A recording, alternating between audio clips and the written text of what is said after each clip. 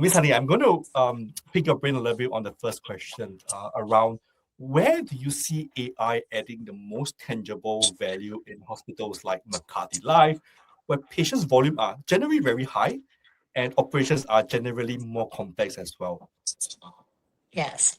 In a hospital like Makati Life Medical Center, where patients' volume, just like what you said, are high and Mm. workflows are layered across multiple departments, AI adds the most tangible value in areas where repetition and coordination create friction.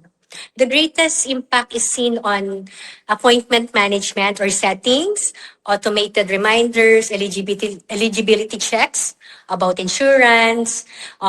Just like us in Makati Life, we're also catering to the, or we subsidize, no, the Makati citizens' healthcare benefits are being subsidized by the city governments, and also the follow-ups and structured communication. So these are tasks that consumes enormous administrative bandwidth, no, but do not require complex human judgment.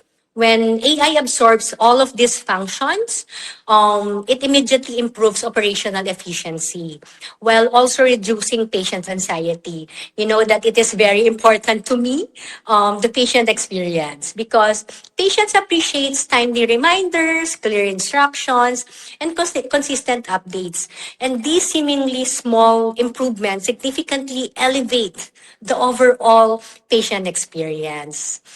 And hospital leaders, however much, approach AI with the right mindset. No?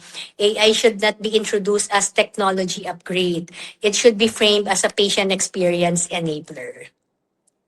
Wow, I like how you frame that as AI as a patient enabler.